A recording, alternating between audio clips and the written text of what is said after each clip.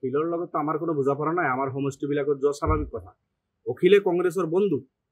ইমান দিন নাটক কৰি আছিল কংগ্ৰেছ ডাঙৰ ভাই অখিল সৰু ভাই একেলগে ইলেকশ্যন খেলিব বিজেপিক উৎখাত কৰিব আমি দূৰৰ পৰা ভালে পাই আছিলোঁ ঠিকে আছে আমাৰো বিজেপি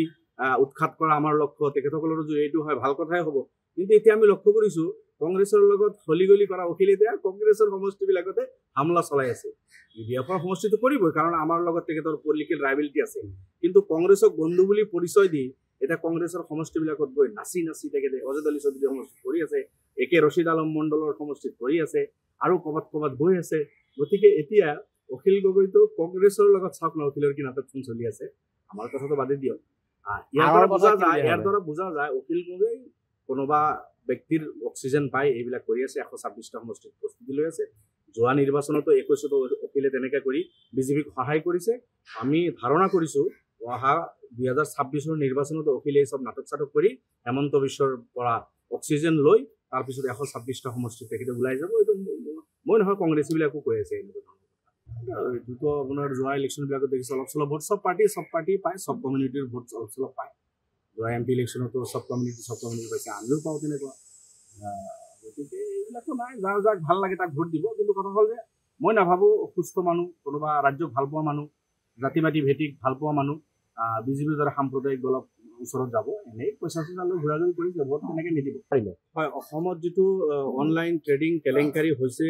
কেতিয়াবা আহে 5,000 কোটি টকাৰ ঘোটালা কেতিয়াবা 7,000 কোটি টকাৰ ঘোটালা ইমান ডাঙৰ এটা স্কেম ইয়াতে হৈছে কেইবাজন মানুহ গ্ৰেপ্তাৰ হৈছে কিন্তু এতিয়া আমি যেটো দেখিছোঁ তদন্তৰ নামত যেটো ভেকবাহনা চলিছে তদন্ত CBIৰ হাতত দিছে CBI ইনভেষ্টিগেশ্যন কৰি আছে এইবিলাকৰ মানে ইন্টাৰগেশ্যন চলি আছে আৰু আনফালেদি বেল হোৱা আৰম্ভ হৈ গ'ল তাৰ মানে কি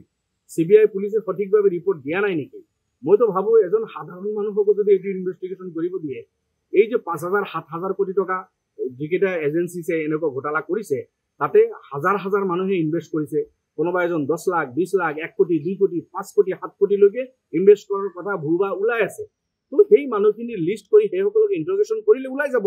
যে পইচাখিনি ক'ৰ পৰা আহিল অকল যিখিনি অনলাইন ট্ৰেডিঙৰ লগত জড়িত আছিল এইখিনি ঘোটালাবাজ নহয় ইয়াতে যি মানুহখিনি ইনভেষ্ট কৰিছে কলা ধন ইনভেষ্ট কৰা মানুহখিনি সেইখিনি ঘোটালাবাজ এই কলা ধন ক'ত পালে 5 কোটি ইনভেষ্ট কৰাৰ সেই পইচাখিনি এজন সাধাৰণ চাকৰি কৰা মানুহৰ হাতত ক'ত আহিল এজন সাধাৰণ পলিটিচিয়ানৰ হাতত এই 5 কোটি 7 কোটি টকা ক'ৰ পৰা আহিল এজন পুলিচৰ মানুহ হওক বা এজন ডক্টৰ হওক বা সৰু এজন চাকৰি কৰা মানুহ হওক সেইজন মানুহৰ হাতত 5 কোটি 7 কোটি 10 কোটি টকা পুৰা লাইফৰ হট আৰ্নিং নহ'ব এই মানুহজন ক'ৰ পৰা পালে এই কথা বাৰ্তাবিলাক ইনভেষ্টিগেশ্যন কৰিলে মই ভাবোঁ একেবাৰে ক্লিয়াৰ হ'ব কিন্তু ইনভেষ্টিগেশ্যন সঠিকভাৱে চলা নাই বুলি শাস্তিৰ সময়ত দিব নোৱাৰিলে যাৰ কাৰণে বেল পায় আৰু সকলোৱে বেল পাব এতিয়া শাস্তি দিব নোৱাৰিব পাব হয়তো এনেকুৱা হ'ব পাৰে ডাঙৰ ৰ বৰলি ইয়াত ইনভলভ আছে এইবিলাক ধৰিলে সেই সকল ধৰা পৰিব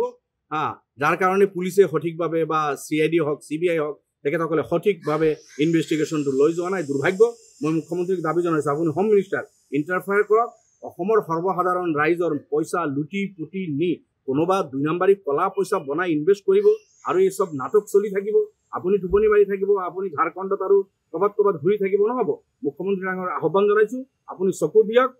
কিয় এনেকুৱা ধৰণৰ হৈ আছে সঠিক সময়ত চাৰ্জশ্বিট নিদিয়াৰ কাৰণে বেল পাই আছে মই ভাবোঁ এই বস্তুটোৰ প্ৰতি লক্ষ্য ৰাখিব লাগে যিকোনো খবৰৰ বাবে যোগাযোগ কৰক 70901730 অথবা 7099017990